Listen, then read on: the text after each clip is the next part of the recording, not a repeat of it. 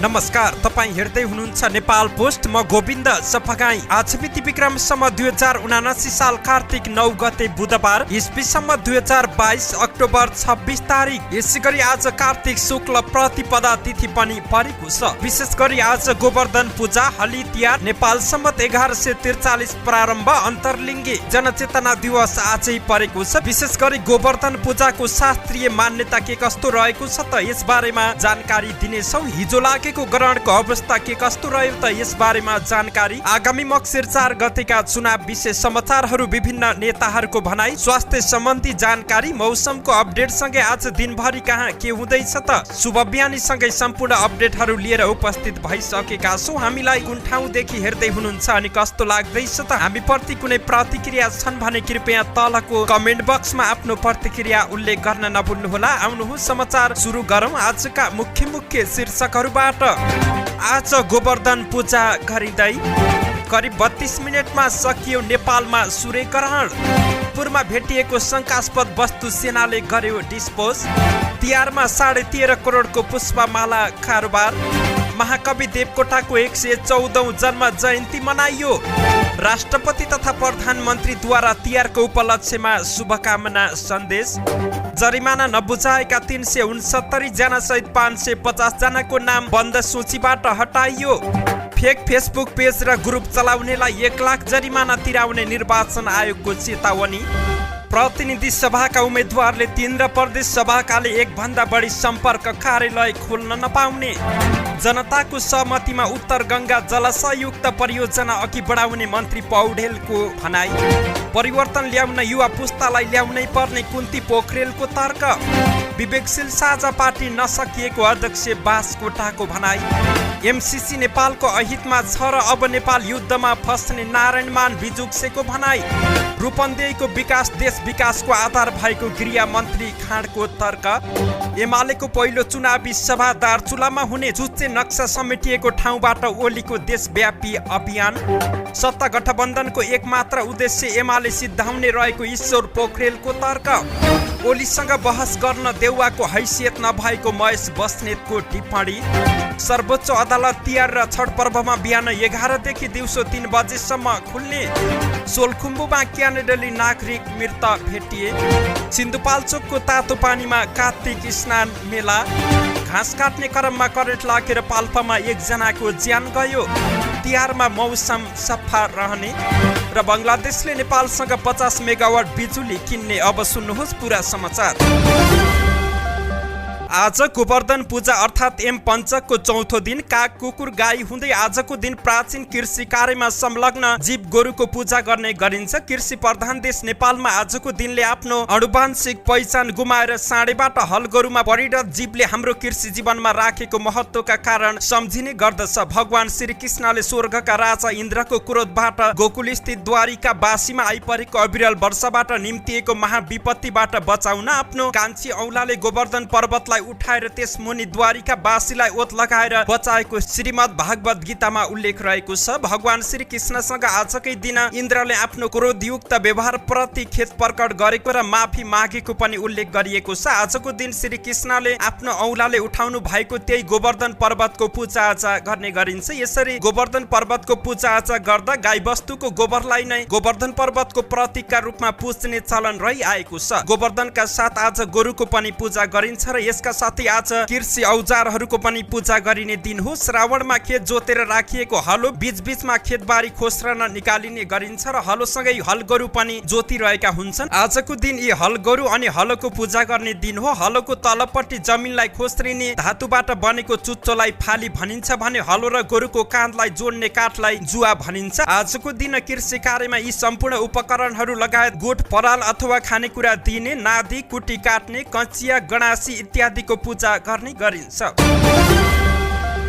नेपालमा हिजो मंगलबार करिब 32 मिनट सूर्य ग्रहण लागेको छ। नेपाल पञ्चाङ्ग निर्णायक विकास समितिका अनुसार हिजो मंगलबार साँझ 4:52 देखि 5:24 जाँदासम्म ग्रहण लागेको थियो। यस पटकको सूर्य ग्रहण आइसल्यान्डबाट सुरु भएको थियो। त्यहाँको स्थानीय समय अनुसार हिजो मंगलबार दिउँसो 2:20 सुरु भएको थियो। नेपालबाट सूर्यास्तको समयमा सूर्य क्षितिजबाट लगभग 7 देखि 13 डिग्रीको उचाइ कोणमा सूर्य अवस्थित हुँदा सूर्य ग्रहण पूर्ण अवधिसम्म अवलोकन गर्न सकिँदैन र सूर्य सूर्यास्ततिर अग्रसर हुन जान्छ। सूर्य र पृथ्वीको बीचमा चन्द्रमा आउँदा चन्द्रमाले सूर्यबाट आएको प्रकाशलाई छेक्दा यसको छाया पृथ्वीमा पर्न गई सूर्य ग्रहण हुन जान्छ। सूर्य ग्रहण केवल चन्द्रमाको न्यून मून फेजमा मात्र लाग्न सम्भव हुन्छ। खण्डग्रास, खग्रास तथा वलयाकार सूर्य ग्रहण विभिन्न खगोलीय अवस्थामा निर्भर गर्दछ।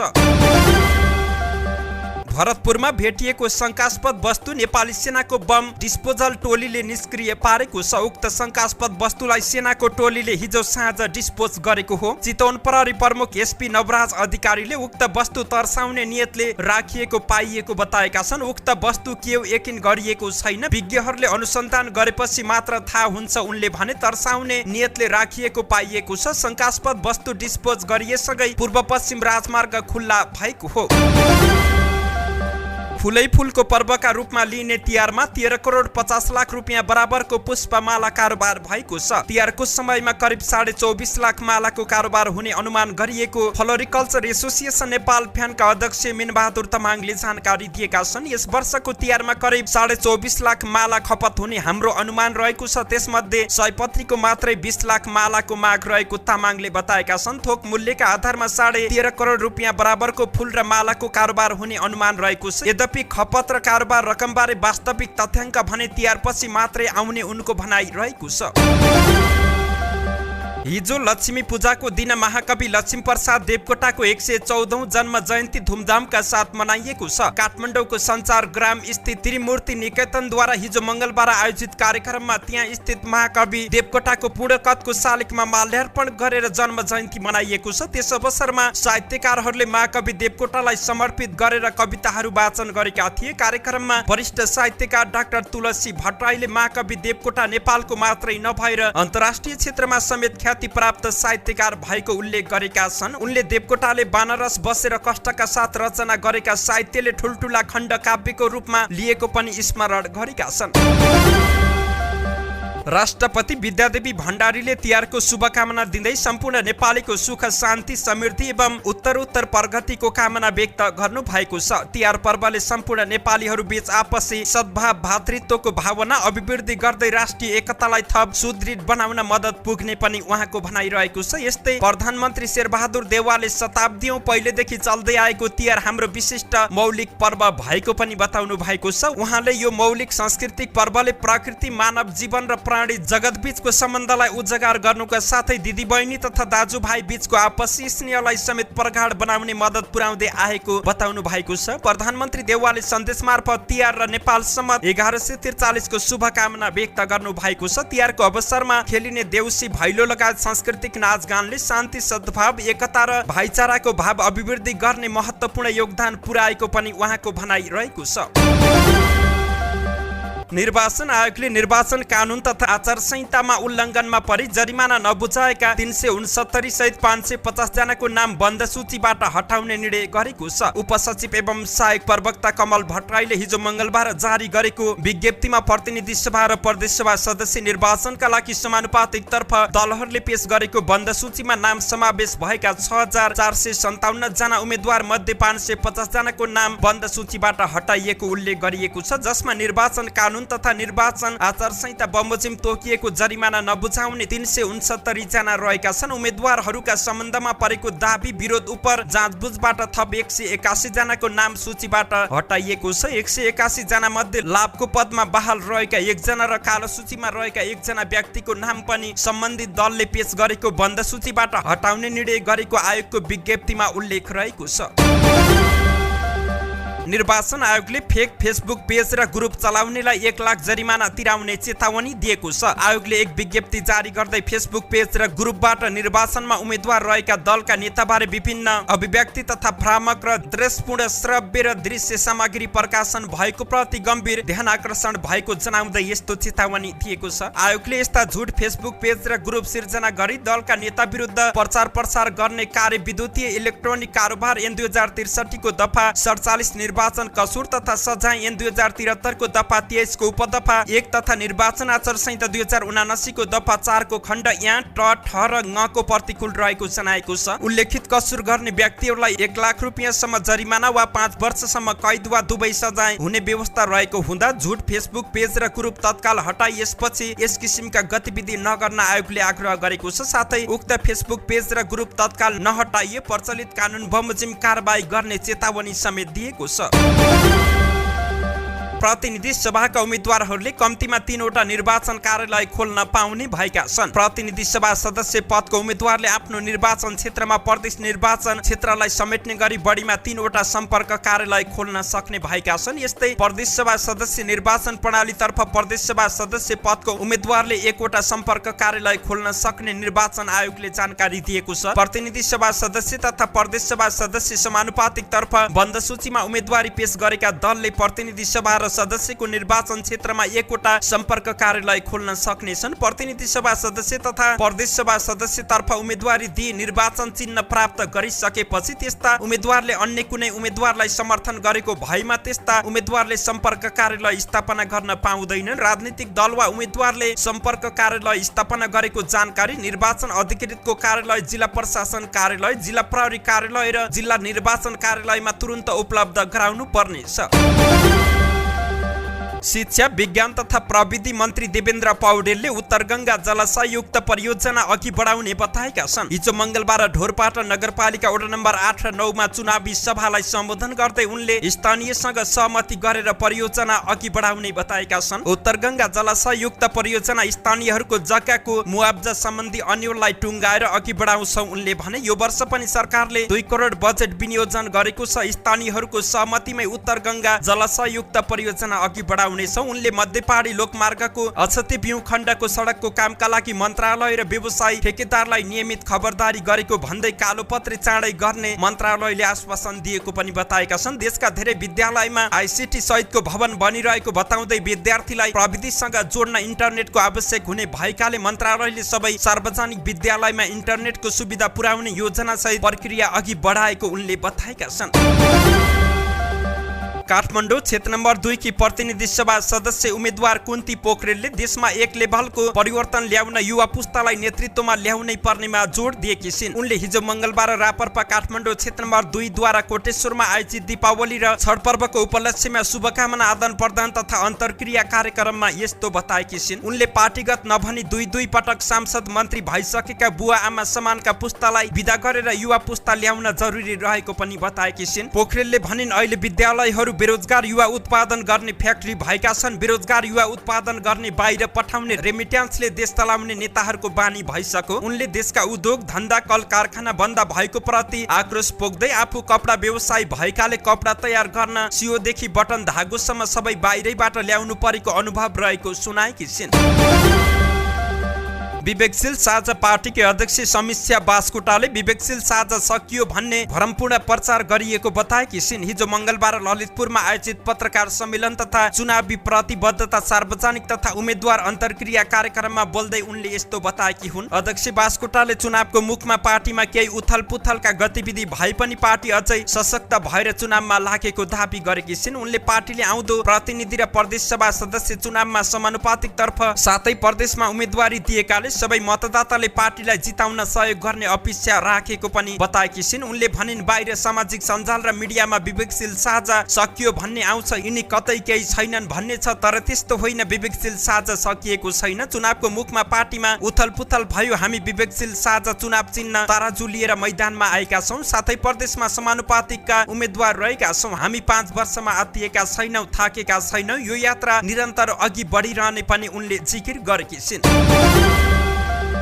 नेपाल मजदुर किसान पार्टीका अध्यक्ष नारायणमान बिजुक्छेले अमेरिकी सहयोग परियोजना एमसीसी कारणले नेपाल युद्धमा फस्ने दाबी गरेका छन्। हिजो मंगलबार नेमकिपाको घोषणा पत्र सार्वजनिक कार्यक्रममा बोल्दै एमसीसी नेपालको अहितमा भएको उनले दाबी गरेका छन्। उनले भने हाम्रो देशमा दक्षिणपन्थी विचार बढेको छ, त्यसले बढी प्रभाव पार्छ भन्ने कुरा देखिएको छ। सरकारले एमसीसी पास गरेपछि नेपाल अमेरिका र भारतसँग मिलेर दक्षिण एसियामा पश्चिमी देशको प्रभाव बढ्दै गएको छ। युद्धको तयारी हुँदैछ। अस्ट्रेलिया, जापान, बेलायत, अमेरिका र भारत समेत सैनिक संगठनमा गइरहेको पनि बिजुक्छेले बताएका छन्। सैनिक संगठन भनेको लडाईँ गर्ने कुरा भएकाले एमसीसी कै कारणले नेपाल घिस्रिने सम्भावना रहेको छ। नेपालले पहिलेदेखि नै बेलायत र भारतमा गोर्खाली सेना पठाएको, ती गोर्खाली सेना र एमसीसी को नामबाट सैनिक अफिसरहरू नेपालको ब्यारेकमा बस्ने छन्। त्यो सम्झौता छ, त्यस्तो हुनेवाला छ। उनले भने नेपालले चाहेर नचाहेर युद्धमा फस्ने पनि उनको दाबी रहेको छ। अहिलेको स्थिति खराब छ। अहिलेको सरकारले एमसीसी पास गर्यो, त्यसको विरोधमा हामी मात्रै थियौं, त्यो देशको अहितमा छ। उनले भने हिन्दुस्तान र चीनको सीमा विवादमा मद्दत गर्नुभन्दा आगोमा घिउ थप्ने काम पश्चिमका देशहरूबाट भइरहेको उनले आरोप लगाएका छन्। तेस्रो विश्वयुद्ध एसियामा भयो भने झन गाह्रो हुने अवस्था हुन्छ। नेपालले युक्रेनको समर्थनमा बोल्न नहुने पनि उनले थपेका छन्।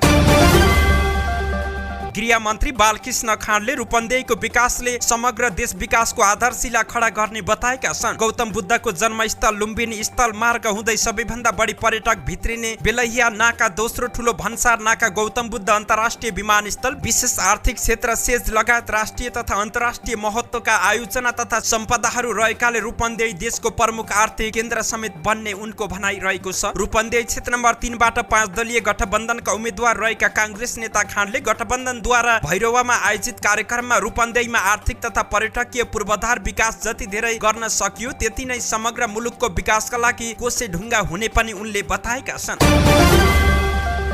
आगामी मक्सिर 4 गते हुने प्रतिनिधि सभा र प्रदेश सभा निर्वाचनका लागि नेकपा एमाले राष्ट्रव्यापी चुनाव अभियानको तय गरेको छ। सुदूरपश्चिम प्रदेशको दार्चुलाबाट एमाले चुनावी आमसभा सुरु गर्न लागेको छ। राष्ट्रव्यापी चुनावी अभियान सुरु गर्न कार्तिक 18 गते एमाले अध्यक्ष केपी शर्मा ओली दार्चुला पुग्ने भएका छन्। आफू प्रधानमन्त्री हुँदा चुच्चे नक्सा समेटिएको ठाउँबाट चुनावी अभियान थाल्नुको अतिक्रमित भूमि फिर्ता गराएको एजेन्डालाई महत्त्वपूर्ण क्रेडिटको रूपमा चुनावी मिशन बनाउने संकेत देखिएको छ। एमाले सरकारकै पालामा भारतले कब्जा गरेको भूमि नेपाली नक्सामा राखिएको थियो। एमाले प्रदेश सचिव धर्म पाठकले भने त्यो भूमि नक्सामा राखेर मात्र हुँदैन, नेपाललाई फिर्ता गर्नुपर्छ। पाठकका अनुसार एमाले आगामी निर्वाचनमा अतिक्रमित भूमि फिर्ता गर्ने कुरा सशक्त रूपमा उठाउनेछ। भारतद्वारा अतिक्रमित लिपुलेख, लिम्पियाधुरा, कालापानी नेपाली क्षेत्र हो भन्ने कुरा पुष्टि भइसकेको पनि उनले बताए। अब एमालेको सरकार बनेपछि त्यो भूमि फिर्ता ल्याउने गरी लान्छौं। दार्चुला सदरमुकाम खलङ्गामा 18 गते बिहान 11 बजे आमसभालाई अध्यक्ष ओलीले सम्बोधन गर्नेछन्। त्यसै दिन दिउँसो 2 बजे बैतडी र 4 बजे कञ्चनपुरमा पनि ओलीले चुनावी अभियान उद्घाटन गर्ने भएका छन्।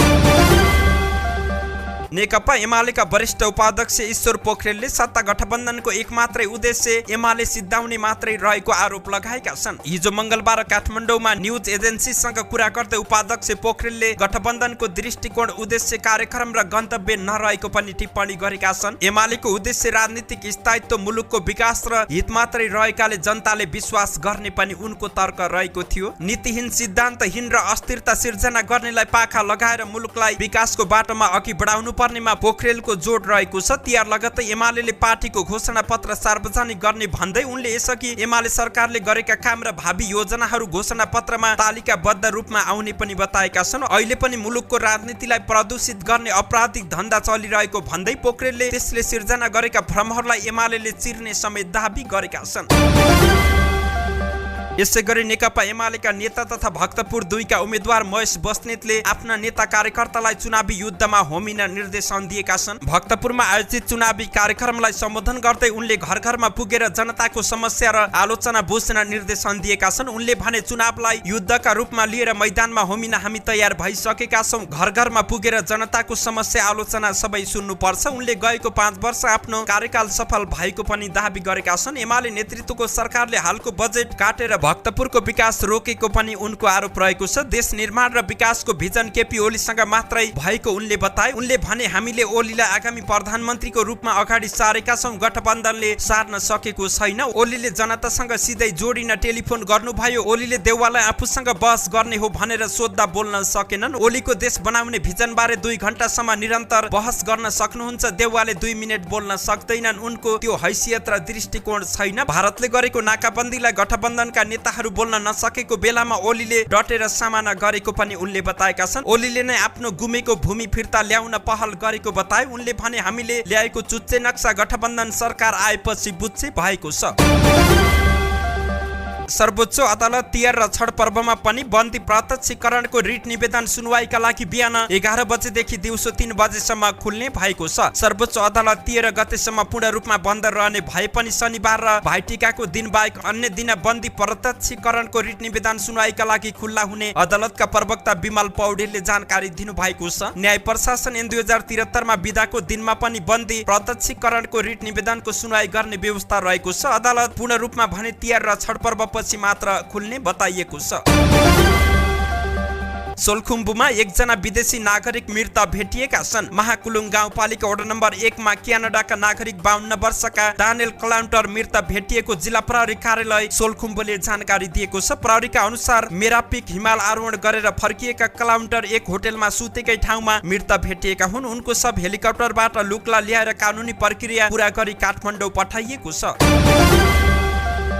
सिन्धुपाल्चोकको प्रसिद्ध धार्मिक स्थल मध्ये तातोपानी धारामा कार्तिक स्नान मेला सुरु भएको छ। कार्तिक महिनाभरि चल्ने मेलामा स्नान गर्न हजारौं स्वदेशी तथा विदेशी भक्तजन पुग्ने तातोपानी धारा संरक्षण समितिले जानकारी दिएको छ। 44 डिग्री सेन्टिग्रेड तापक्रमको पानी निरन्तर बगिरहने नेपाल र चीनको सिमानामा रहेको तातोपानी धारामा नुहाए छाला सम्बन्धी रोग निको हुने जनविश्वास रहेको छ। धारा व्यवस्थापन समितिले केही वर्ष अघिदेखि भक्तजनलाई स्नान गर्न सजिलो गराउने उद्देश्यले महिला र पुरुषका लागि छुट्टा छुट्टै धाराको व्यवस्था गरेको छ। महिलाका लागि 3 र पुरुषका लागि 4 वटा धाराको व्यवस्था गरिएको उक्त समितिका पदाधिकारी विष्णु श्रेष्ठले जानकारी दिएका छन्। विक्रमसम्म 2048 मा तत्कालीन प्रमुख जिल्ला अधिकारी ध्रुवराज वाग्लेको कार्यकालमा तातोपानी धारा संरक्षण समिति बनाइएपछि धाराको मर्मत सम्हार तथा व्यवस्थापनको काम हुँदै आएको पनि उनले जानकारी दिएका छन्।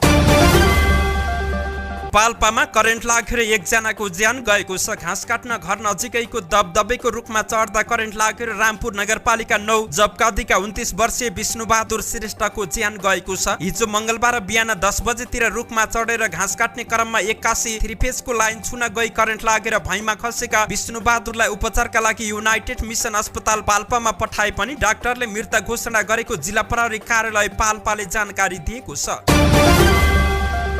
मनसुन सकिनै लाग्दा नेपालको आसपास बनेको न्यूनचापीय क्षेत्रको प्रभावले वर्षा गराउँदा यो वर्षको दशैं मौसमी हिसाबले केही प्रभावित बनेको थियो। असोज 18 गतेदेखि झण्डै 1.5 साता निरन्तर देशैभरि वर्षा भयो। यतिखेर तिहारको माहौल चलिरहेको छ। तर मनसुन सकिएसँगै मौसमले पनि साथ दिएकाले यो पटकको तिहार निकै उल्लासमय हुने देखिएको छ। जल तथा मौसम विज्ञान विभाग मौसम पूर्वानुमान महाशाखाले तिहारमा मौसम सफा रहने जानकारी दिएको छ। महाशाखाका वरिष्ठ मौसमविद वरुण पौडेलले वर्षा गराउने कुनै मौसमी प्रणाली विकसित नभएकाले यो पटकको तिहारमा मौसम सफा रहने बताएका छन्।